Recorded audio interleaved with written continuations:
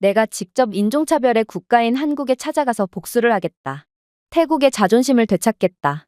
여기 태국의 한 정치인이 한국에 복수를 하겠다며 다짜고짜 한국행 비행기에 올라타는데요.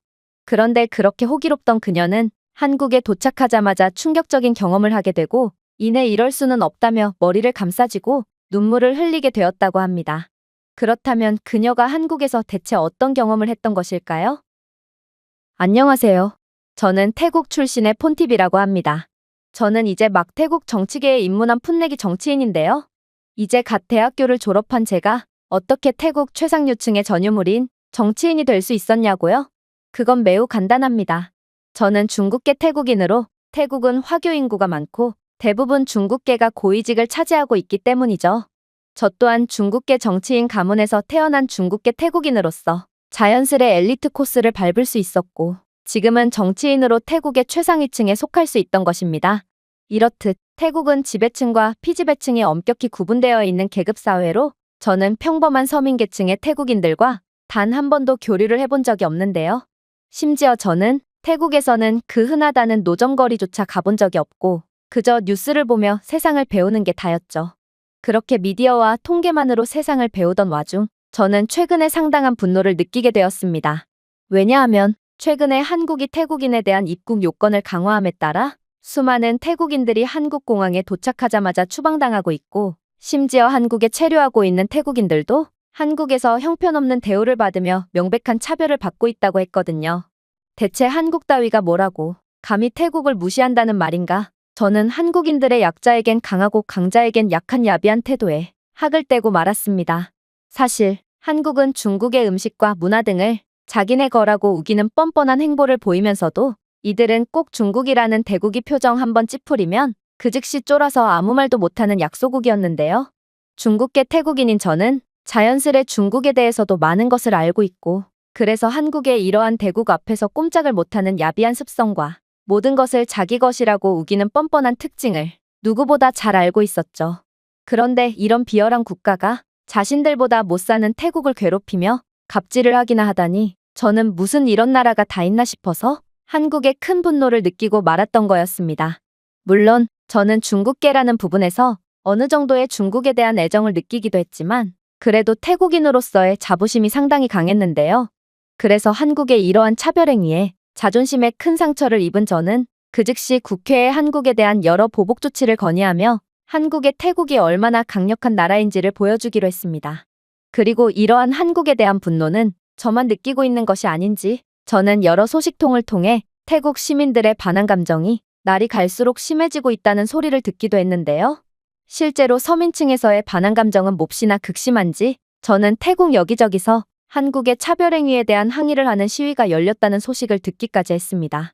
정책 담당자 또한 이러한 태국인들의 여론을 인식해서인지 한국인 입국자들에 대한 추가적인 서류 요청이나 관광지 거리에서도 한국인처럼 보이는 관광객이 보인다면 불식 업문을 통해 압박을 준다든지 하는 불이익을 주기로 하며 제 건의를 받아들이더군요. 그렇게 한국과 태국 간의 관계는 급속도로 악화되었고 이러한 상호보복의 조치를 계속 이어나가다 보니 한국에 입국하는 태국인들의 숫자가 드라마틱하게 줄어들었다는 소식까지 들려왔습니다. 저는 이 소식에 상당히 의기양양해졌어요. 이 정도면 태국이 한국을 상대로 압승을 거둔 것처럼 보였거든요. 그리고 풋내기 정치인이었던 저는 태국 국익에 도움이 되는 업무를 했다는 이유로 표창까지 받는 등 저는 안 그래도 마음에 들지 않았던 한국을 때릴수록 더욱 이득을 보는 상황에 몹시 큰 만족감을 느낄 수 있었습니다. 그렇게 몇 달이 지났습니다. 양국의 사이는 더욱 악화된 상태였고 저는 아무래도 한국인들은 관광대국 태국에 오고 싶어서 거의 미쳐있는 상태일 거라는 것을 예상할 수 있었는데요. 이에 더해 한국으로 찾아가는 태국인들의 숫자는 기하급수적으로 줄었기 때문에 한국은 관광 수입에 엄청난 타격을 입을 것이 분명해 보였습니다. 즉, 한국은 괜히 태국에 갑질을 했다가 역으로 된통 당해버린 거였죠. 저는 강약약강이자 야비한 한국이 괜히 잠자는 사자를 건들다가 크게 데인 상황에 큰 만족감을 느꼈고 그렇게 한국이 언제 태국에 무릎을 꿇고 사과를 건네올까가 궁금해졌습니다. 그런데 분위기가 뭔가 이상했어요. 분명 반한 시위를 하던 태국 시민들은 이제 정부 청사나 왕궁 앞에서 한국인에 대한 제재를 풀으라며 오히려 태국 정부를 비난하는 시위를 열기 시작했기 때문인데요.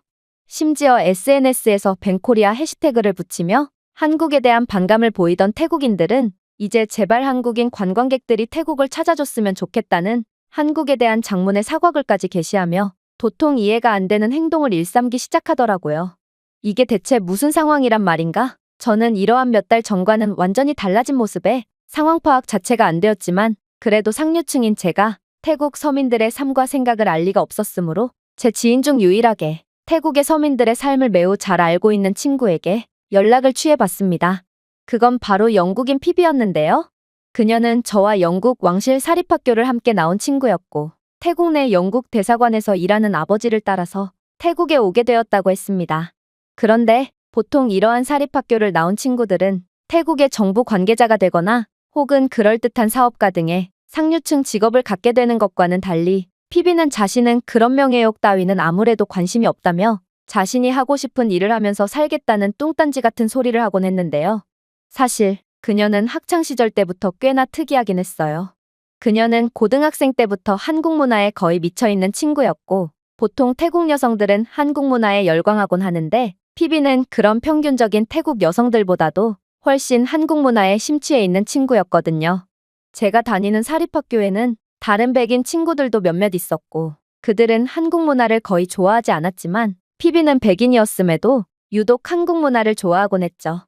오죽했으면 그녀는 지금 방콕의 관광지 거리에서 한식당을 운영하고 있고 심지어 그녀가 만든 한식은 태국인들과 다른 외국인 관광객들 모두에게 엄청난 인기를 끌고 있어서 체인점까지 몇 군데 냈다고 하더라고요. 사실 한국 문화는 전부 중국에서 유래된 문화로 K-팝 댄스는 전부 중국의 전통춤에서 유래됐으며 K-팝 특유의 멜로디는 중국 소수민족의 전통음악 운율에서 나온 그야말로 짝퉁음악인데요.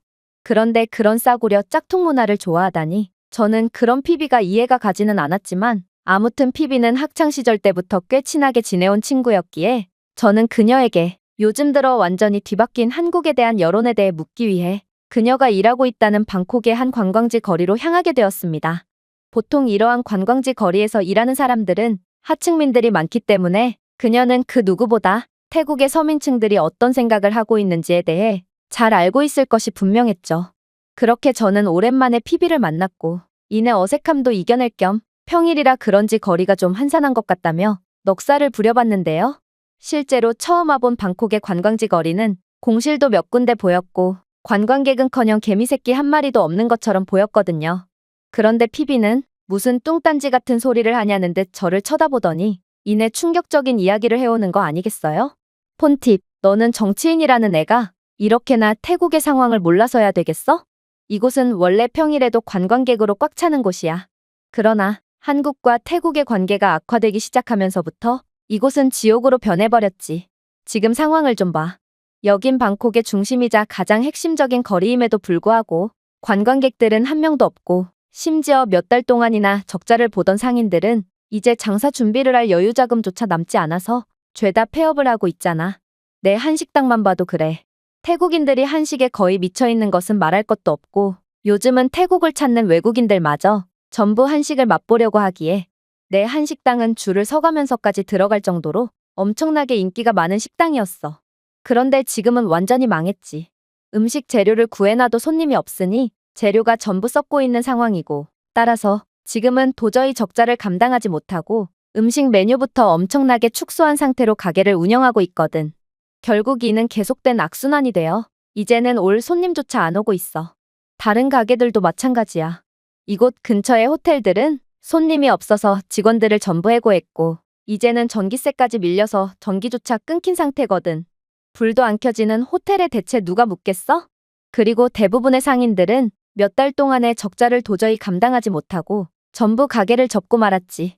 오죽했으면 이곳 상인들 사이에는 집에서 아무것도 하지 않고 놀고 먹는 사람들이 가장 많은 이득을 봤다는 말까지 나돌겠어? 우리는 손님이 없어도 계속해서 고정비를 지출해야 하기에 적자를 피할 수 없지만 아무것도 하지 않으면 적어도 적자는 보지 않잖아. 기념품 판매 상점, 카페, 식당, 호텔 등 한때 번화했던 이곳 관광지 거리는 한국인 관광객이 끊기면서부터 완전히 폐허로 변해버렸고 수많은 사람들이 실직자가 되어버렸어. 그러나 이들은 다른 곳으로 가서 장사를 시작할 수도 없지. 다른 관광지는 더하면 더했지. 덜하지는 않은 상황이거든. 한국인 관광객들이 태국에 끼치는 영향은 생각보다도 엄청났고, 이게 바로 현재 태국인들이 태세를 완전히 전환해서 태국 정부를 향해 한국에 어서 사과를 하라고 촉구하는 이유야. 태국은 직간접적인 부분을 전부 합친다면 사실상 GDP의 50% 이상이 관광업과 관련되어 있고, 그 중에서도 구매력이 가장 높은 한국인 관광객의 지분은 상상 이상으로 컸거든. 그러나 태국은 중국과 무비자 협정을 맺고 한국인의 자리를 중국인으로 메꾸려고 하고 있으니 오히려 매너 없는 중국인 관광객들에 질려버린 다른 외국인 관광객들까지 발걸음을 돌리게 하고 있는 거지. 지금 한국인 관광객 급감으로 인한 여파는 점점 커지고 있고, 이런 상황이 몇 주만 더 지속돼도 이러한 불황은 태국의 다른 산업으로까지 이어져 태국의 심각한 경제 위기로까지 번질 거라고 하던데, 대체 정치인인 너는 어디서 뭘 하고 있던 거야? 이건 정말 보고도 믿기지 않는 상황이었습니다. 한국인들이 이 정도로 태국에 지대한 영향을 미치고 있었다니 정말 충격적이었죠. 한국인 관광객들이 사라진 태국 관광지는 정말 희망을 포기한 눈빛으로 손님을 기다리는 노점상 주인들과 얼마 전까지만 해도 멀쩡히 일을 하다가 한순간에 직업을 잃고 길거리에 널브러져 자고 있는 노숙자들 등 정말 죽음의 거리처럼 변해 있었는데요. 하지만 저는 이러한 태국의 심각한 상황을 보고도 그녀가 중국인 관광객을 욕보인 점을 그냥 넘어가면 안 되겠다는 생각이 들었습니다. 그래서 중국인 관광객이라고 다 매너가 없는 건 아닐 거라고 말하며, 그건 알고 보니 한국인 관광객을 중국인이라고 오해한 것일 수도 있다며, 중국인의 높은 수준은 중국계 태국인인 제가 자부한다고 신신당부를 했는데요. 그런데 저는 이 말을 꺼내자마자 곧바로 후회를 하고 말았습니다. 왜냐하면 제가 정치인이고 심지어 중국계라는 말을 들은 상인들과 노숙자들은 일순간 제게 시선을 집중하더니 이내 돌까지 던져대며 제게 쌍욕을 퍼붓기 시작했거든요. 이들은 중국인이 모든 것을 망쳤다며, 그리고 도대체 정치인들이 하는 게 뭐냐며 제발 한국에 빨리 사과 좀 하라고 소리치며 제게 폭력적인 행동을 일삼기 시작했죠. 저는 태국의 시민들조차 제게 등을 돌렸다는 사실에 큰 충격을 받으면서도 일단 살고 봐야 한다는 사실에 죽기 살기로 달려서 거리를 간신히 빠져나갔는데요. 그리고 얼마 후 침착을 되찾자 저는 여러 가지 복합적인 감정을 느끼기 시작했어요. 이건 정말 생각지도 못한 상황이었고, 결국 저는 울분의 감정이 올라와서 그 자리에서 미친 사람처럼 소리를 질러버리고 말았죠. 한국인 관광객들의 발걸음이 끊긴 이후에 태국이 완전히 몰락해버린 것만 해도 분해 죽겠는데, 당연히 제 편을 들어줄 거라 생각했던 태국의 시민들까지 완전히 등을 돌리고, 심지어 감히 태국 권력의 먹이사슬 꼭대기에 있는 제게 돌까지 던지다니, 이건 도저히 납득할 수가 없는 상황이었거든요. 그래서 저는 순간적으로 이성을 잃고 완전히 감정적인 선택을 하고 말았습니다. 바로 제가 한국에 직접 가서 한국에 대한 불만을 전부 쏟아버리는 거였죠. 한국이 태국인들을 먼저 차별했으니 저 또한 한국에서 마음껏 민폐짓을 저지를 것이며, 만약 한국인들이 저를 털끝 하나라도 건들시 미리 준비한 바디캠으로 이 장면들을 전부 녹화해서 태국 언론에 뿌려버릴 생각이었어요. 아무래도 앞뒤를 전부 자르고 한국인들에게 일방적인 갑질을 당하는 모습만을 언론에 뿌린다면 분명 한국은 국제적으로 인종차별의 국가로 낙인 찍힐 것이고, 그렇게만 된다면 제 한국에 대한 열등감이 조금이라도 해소될 것 같았거든요. 하지만 이러한 제 호기롭던 마음은 한국 공항에 점점 다가가면서 사그라들고 말았습니다. 왜냐하면 저는 태국에서야 최상위층의 정치인이었지, 한국에서는 그저 평범한 태국인 관광객 그 이상도 아니었거든요. 제가 듣기로 한국 공항에서는 태국에서 상당한 상위층이라고 볼 수 있는 교수들까지 죄다 입국 거부를 당하고 있다고 하던데, 자칫하면 태국에서 무소불위의 권력을 가진 제가 한국에 입국조차 못하고 추방당하는 굴욕을 당하는 건 아닌가 싶어 두려워졌어요. 그리고 보통 태국 공항에서 추방을 당하는 외국인들은 수시간의 거친 취조 과정과 각종 희롱성 검사까지 동반되기에, 제가 만약 한국에서 추방당한다면 그러한 참기 힘든 상황들을 전부 감내해야 한다는 뜻이었는데요. 상류층인 제가 이런 시련을 겪는다면 이건 곧 태국의 국제망신과 다름없었고, 그렇게 저는 긴장을 한 채 한국의 입국 수속대로 향해야만 했습니다. 그런데 저는 인천공항에 입국 수속을 거치며 황당한 경험을 하게 되었습니다. 왜냐하면 분명 태국 언론에서는 태국인들이 한국 공항에서 이유도 없이 추방당하며, 심지어 교수와 같은 사회적으로 영향력이 있는 직업군들마저 전부 입국 거부 조치되고 있다고 했는데요. 그런데 한국 공항은 모든 입국 수속 절차를 전부 첨단화와 자동화를 통해 매우 간편하게 해놓은 상태였고, 결국 이곳에서는 태국 국적인 저조차도 3초 만에 모든 입국 수속을 마칠 수 있었거든요. 이건 정말 말도 안 되는 상황이었습니다. 태국 국적자는 무조건 별도의 취조실로 끌려간 다음 추방을 당하거나 만신창이가 된 채로 겨우겨우 한국에 입국한다더니 이건 그와는 완전히 다른 상황이었거든요. 또한 태국에서는 아직도 입국 담당 직원이 일일이 검사를 하기 때문에 상당히 오랜 시간이 소요되지만 한국은 마치 22세기에서나 볼 법한 뛰어난 기술을 통해 관광객들에게 편의성을 제공해주고 있었다는 점도 매우 놀라웠죠. 도대체 두 나라의 기술 격차는 어디까지 차이가 나는 건지 저는 첫 입국부터 놀라운 모습을 보여주는 한국에 기가 팍 죽고 말았습니다. 그러나 더 충격적이었던 점은 따로 있었습니다. 왜냐하면 듣던 것과는 달리 한국인 직원들은 너무나도 친절했거든요. 일단 저는 너무나도 긴장했던 탓일까 공항 내에 적혀있는 여러 영어 문구를 못 보고 한글만 적혀있는 줄 오해를 했고 이내 어디로 향해야 하는지 우왕좌왕하고 말았는데요. 그리고 인천공항은 겉만 번지르르 하지 외국인 이용객을 위한 영어 안내 문구도 붙여놓지 않은 건가 싶어 화가 나고 말았어요. 그래서 저는 잘됐다 싶은 마음으로 한국인 공항 직원에게 매우 공격적인 태도로 불평을 늘어놓았습니다. 이봐요. 인천공항은 명색이 국제공항인데 왜 영어 안내 문구 하나 없는 건가요? 한국이 후진적인 국가라는 것은 알았지만 이 정도인 줄은 몰랐네요. 도대체 택시를 탑승하려면 어디로 가야 하는 거죠? 그런데 한국인 공항 직원은 제 짜증스러운 질문에도 아랑곳하지 않고 웃는 모습으로 택시 승강장으로 향하는 공항 통로까지 데려다주는 거 아니겠어요? 심지어 한국인들은 죄다 영어도 못하는 바보인 줄 알았는데 그녀는 저를 직접 데려다주더니 이내 공항 내에는 한글과 더불어 반드시 영어 문구가 적혀 있으니 다음 이용 시에는 참고하길 바란다는 친절한 조언을 끝으로 돌아가더라고요. 사실 그녀는 제가 입국 수속을 할 때 마주쳤던 직원으로 분명 제가 태국인이라는 사실을 알았을 텐데도 전혀 차별 없이 제게 친절을 베풀어 주었고 저는 도대체 제가 태국에서 듣던 한국에 대한 괴담이 진짜가 맞나 싶어 어리둥절할 따름이었습니다. 심지어 인천공항 내에는 분명 태국인 관광객이 거의 없을 것이 분명함에도 수많은 외국인 관광객들로 인산인해를 이루고 있었는데요. 저는 태국인들이 한국에 가지 않아서 한국 관광산업은 거의 괴멸 상태일 줄 알았는데 한국은 관광대국인 태국보다도 관광객 숫자가 훨씬 많아 보였고 이러한 예상치도 못한 현실에 당황스러운 감정을 느낄 수밖에 없었습니다. 그리고 이러한 당황스러운 감정은 곧 열등감으로 바뀌고 말았죠. 태국에 비해 기술력이나 공항 인프라, 그리고 서비스까지 월등히 앞선 한국의 모습을 직접 경험하니 태국이 한국에 제재를 가하든 말든 그리고 한국인 관광객의 급감으로 망하든 말든 한국은 전혀 관심도 없이 여전히 잘 나가고 있었거든요. 그리고 이러한 제 열등감의 불똥은 인천공항 내에서 봉사활동 조끼를 입고 외국인 관광객들을 돕던 애꿎은 한국인 학생에게 튀고 말았습니다. 아무래도 그는 학생이니 분명 영어를 잘 못할 것이 분명했고 저는 이 어리바리한 한국인 녀석을 완전히 깨부숨으로써 제 열등감을 극복할 생각이었죠. 이봐, 한국 공항에는 왜 이렇게 쓰레기가 많은 거야?